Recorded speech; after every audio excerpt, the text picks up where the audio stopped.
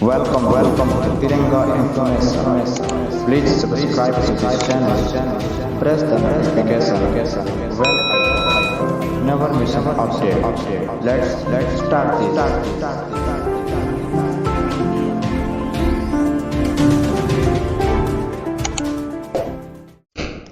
नमस्कार दोस्तों, मैं आप सबकी अपनी दोस्त निगम यादव आज फिर से हाजिर हूँ एक कहानी के साथ जिसका शीर्षक है कोई नहीं किसी का। आज की यह जो कहानी है पूरी तरह से संसार के मोह माया एवं सांसारिक रिश्तों पर आधारित है। हम संसार में सभी लोग को अपना कहते हैं। कहने के लिए तो सब लोग हमारे अपने होते हैं, परंतु वास्तव में अपना कौन होता है यह समय आने पर ही पता लगता है। इस बात को हम भले ही सच माने या न माने, यह बात हमें कड़वी भले ही लगती है, परंतु यह बात पूरी तरह सच है। इस बात को कई सारे कवियों ने भी अपने दोहों के माध्यम से प्रमाणित किया है। जैसे तुलसीदास ने अपने एक दोहे के माध्यम से इस बात को प्रमाणित किया है। रहीम दास ने भी अपने कुछ दोहों के माध्यम से इस बात को प्रमाणित किया है। यह बात बिल्कुल सच है कि संसार में कोई भी किसी का नहीं होता है। हम सबको अपना कहते हैं, लेकिन वास्तव में हमारा कोई नहीं होता है। जैसे उदाहरण के लिए कुछ दोहे मैं आप सबके सामने पेश करना चाहूँगी। रहीमन सब संपत्ति सगे बनत बहुत बहुरीत, विपत्ति कसौटी जे कसे ते ही साचे मीत। दोस्तों, इस दोहे में रहीम दास जी यही कहते हैं कि संसार में धन संपत्ति होने पर बहुत से लोग मित्र बन जाते हैं, परंतु जो हमारे दुख और विपत्ति में हमारा साथ देता है वही हमारा सबसे अच्छा और सच्चा मित्र होता है। दूसरा, रहीमन विपता भी भली जो थोड़े दिन हो, हित अनहित या जगत में जान परत सब कोई। दोस्तों, इस दोहे में भी रहीम दास जी हमें यही समझाना चाहते हैं कि यदि हमारे जीवन में दुख आता है, तकलीफ आती है, विपत्ति आती है, यदि ये सब चीज़ें थोड़े दिन के लिए आती हैं तो अच्छी होती है, क्योंकि दुख तकलीफ विपत्ति से ही हमें अपने और पराये का पता लगता है। सुख में तो सब लोग साथ देते हैं, परंतु दुख में कौन साथ देता है यह दुख के समय ही पता लगता है। रहीमदास जी यही कहते हैं कि स्वार्थ के लिए तो सब हमारे साथ रहते हैं, लेकिन विपत्ति के समय हमारा जो साथ दे वही हमारा अपना होता है। तो दोस्तों, देर न करते हुए मैं आप सभी को ले जाना चाहूँगी अपनी कहानी की तरफ, जिसका शीर्षक है कोई नहीं किसी का। तो आइए देखते हैं यह कहानी कहाँ तक सच है। आशा करती हूँ यह कहानी आप सबको बेहद पसंद आएगी और प्रेरणादायक होगी। एक छोटे से गांव में एक महात्मा जी रहते थे। उस गांव में एक मंदिर था। उस गांव की जनता रोज सुबह उस मंदिर में पूजा पाठ करने जाती और महात्मा जी के पास प्रवचन सुनने जाया करते थे। एक दिन महात्मा जी प्रवचन सुना रहे थे और वे यही बता रहे थे कि इस संसार में कोई भी किसी का नहीं है। सब लोग स्वार्थ के लिए हमसे जुड़े हुए हैं, परंतु हमारे दुख में कोई भी साथ नहीं देता है।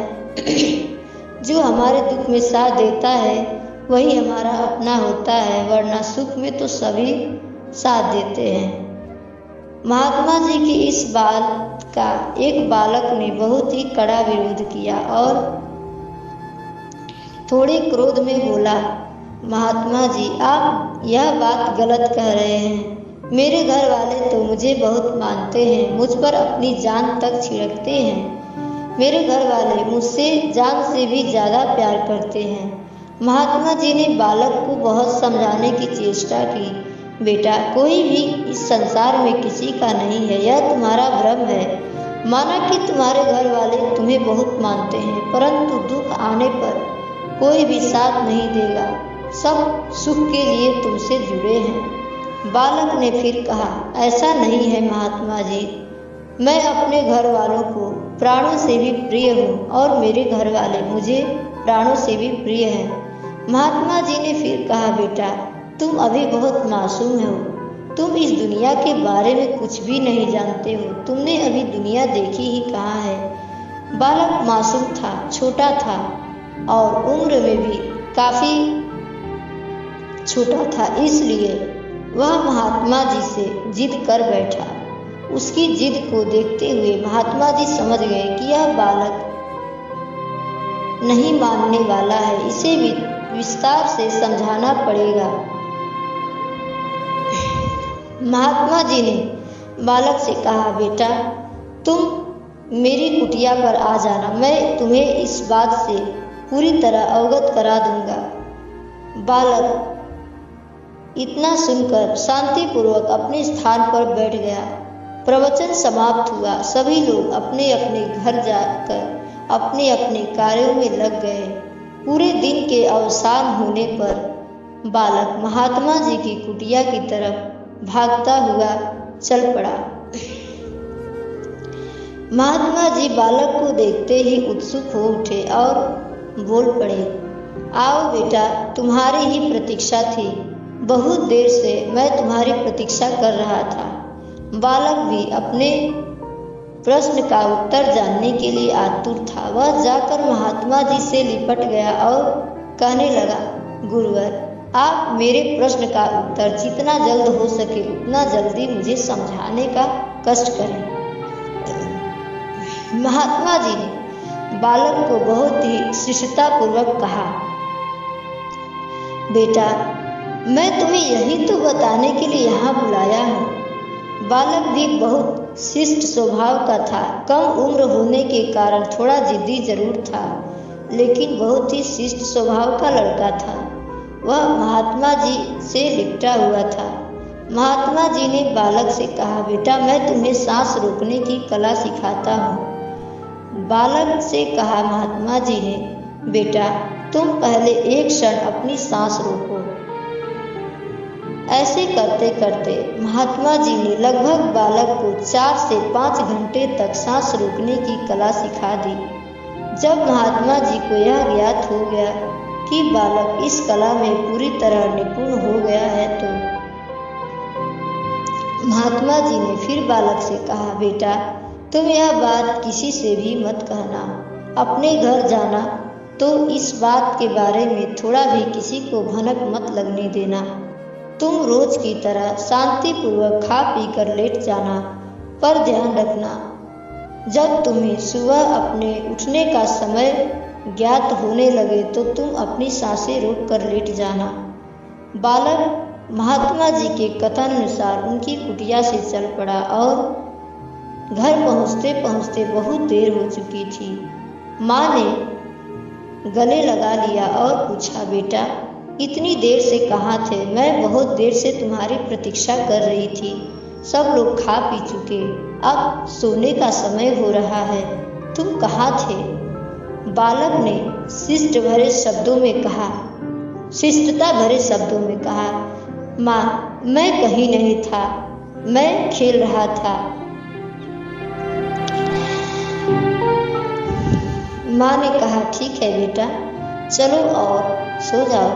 बालक रोज की तरह खा पी कर लेट गया। सुबह हुई। बालक को जब यह ज्ञात हुआ कि अब मेरे उठने का समय हो गया है, तो वह सांसें रोक कर लेट गया। माँ एक बार बालक के पास जाती है और उसे ध्यान से देखती है, फिर सोचती है बालक है, बहुत देर से कल खेल कर आया था, थकावट होने के कारण शायद सो रहा है। फिर दोबारा माँ बालक के पास गई और देखा तो घड़ी में 6 बज चुके थे। माँ बालक को जगाने लगी, कहने लगी, बेटा 6 बज चुका है, क्या तुम्हें स्कूल नहीं जाना है? माँ ने बालक को बहुत जगाने की चेष्टा की, परंतु बालक न जगा। वह अपनी जगह स्थिर पड़ा रहा, हिला डुला तक नहीं अपने स्थान से। माँ ने जब बिल्कुल ध्यान से देखा तो बालक की सांसें रुकी हुई थी। माँ एकदम से हैरान हो गई और सोच में पड़ गई। फिर रोने लगी, विलाप करने लगी और कहने लगी, मेरा बेटा मर गया। देखते देखते घर के सभी लोग इकट्ठा हो गए।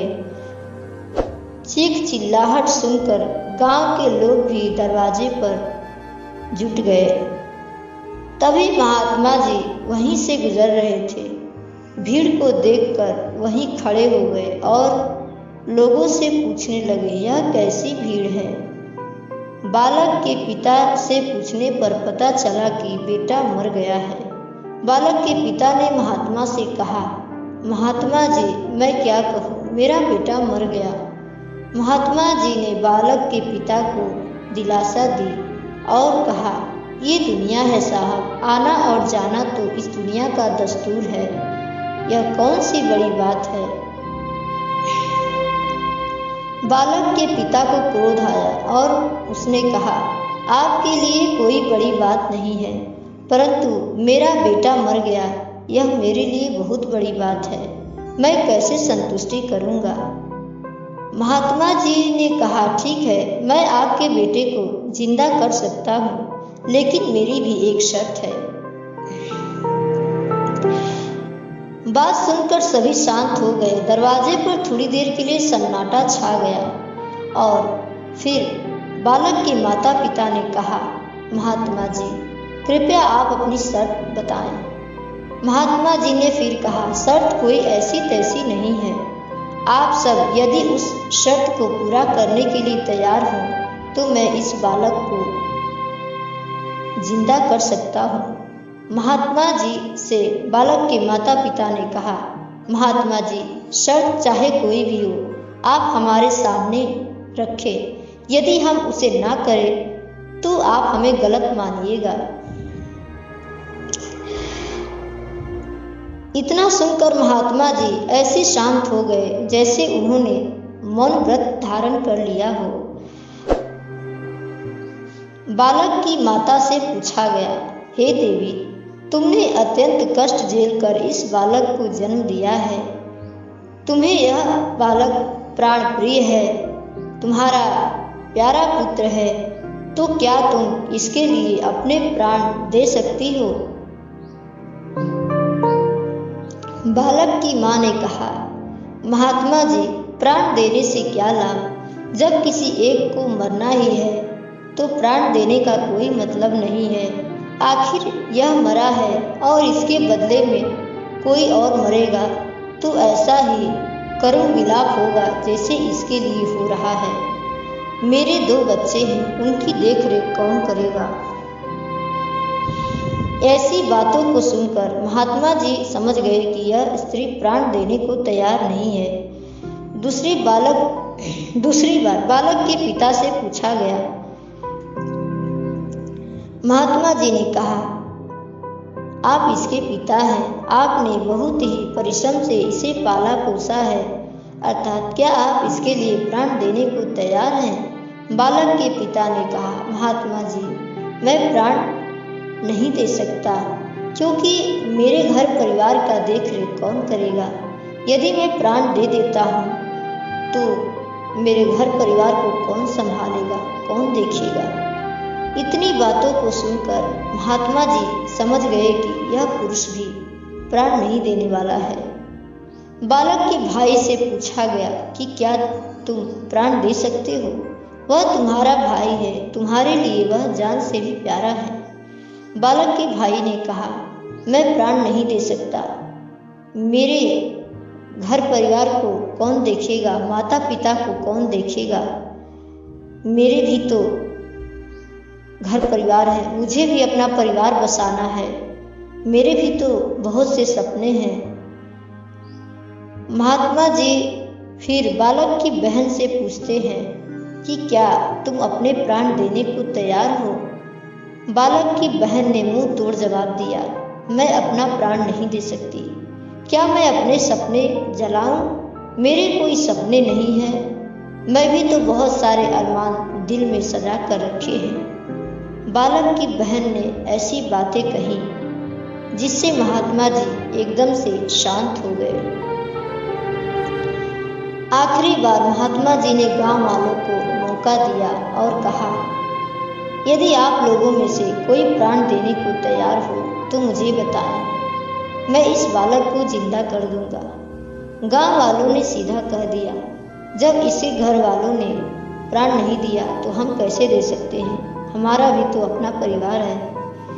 महात्मा जी फिर से ऐसे शांत हो गए जैसे उन्होंने मौन व्रत धारण कर लिया हो। कुछ समय बाद फिर महात्मा जी ने बालक की तरफ इशारा किया और कहा, बेटा उठो और बैठ जाओ। बालक धीरे से उठकर बैठ गया। सभी लोग आश्चर्यचकित रह गए कि ये क्या था। महात्मा जी और बालक के बीच क्या चल रहा था ये कोई नहीं जानता था। ये तो एक षड्यंत्र था। बस बालक को ये बताना था कि कोई किसी का नहीं है, इसीलिए महात्मा जी ने ये षड्यंत्र रचा था। महात्मा जी ने बालक से पूछा, बेटा तुम्हें समझ में आया? बालक रो पड़ा और कहने लगा, महात्मा जी समझ में तो मुझे बहुत कुछ आया। मैंने आपसे बहुत कुछ सीख लिया। आप सच कह रहे थे कि मैं बहुत मासूम हूँ और दुनिया के बारे में कुछ भी नहीं जानता हूँ। मैंने अभी दुनिया देखी ही कहाँ है, पर मैं एक मूर्ख व्यक्ति जो आपकी बात को नहीं माना। इस संसार में सच में कोई किसी का नहीं है। आपकी बात आखिर में सच निकली। बालक रोते हुए उठ खड़ा हुआ और कहा, महात्मा जी मैं अब इस घर में नहीं रह सकता। जब संसार में कोई किसी का है ही नहीं तो अपना परिवार कहने से क्या फायदा। महात्मा जी ने बालक को बहुत समझाया, बेटा तुम्हारा इतना भरा पूरा परिवार है, तुम इन्हें छोड़कर क्यों जाना चाहते हो। बालक ने कहा, महात्मा जी आपसे अच्छा मेरा कोई भी साथी नहीं हो सकता। आपने हमें ज्ञान दिया है, आप मेरे गुरु हैं, मैं आपके सिवाय किसी के साथ नहीं रह सकता। बालक एकदम से ठान लिया था कि अब मुझे यहाँ से जाना है। गांव वालों ने और घर वालों ने बालक को बहुत रोकने की कोशिश की, परंतु बालक रुकने को तैयार नहीं हुआ और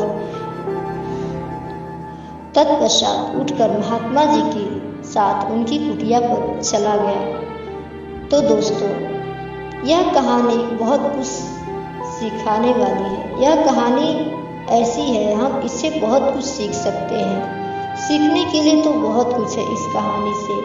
अब बात यह है कि हम इस कहानी को कहाँ तक सच मानते हैं, लेकिन ये जो कहानी है ये बिल्कुल सच है कि संसार में कोई किसी का है नहीं। ये तो बात एकदम सच है। हम भले सबको अपना कहते हैं, परंतु वास्तव में हमारा कोई नहीं होता है।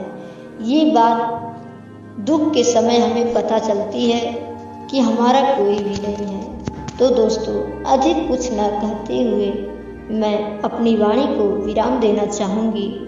तो सुनते रहिए ऐसी ही कहानियाँ अपनी दोस्त निगम यादव के साथ। दोस्तों धन्यवाद। Thanks for watching this video. This video provided by Tiranga Information Team. Goodbye. Thanks for watching this video. This video provided by Tiranga Information Team. Goodbye. Thanks for watching this video. This video provided by Tiranga Information Team. Goodbye. Thanks for watching this video. This video provided by Tiranga Information Team. Goodbye.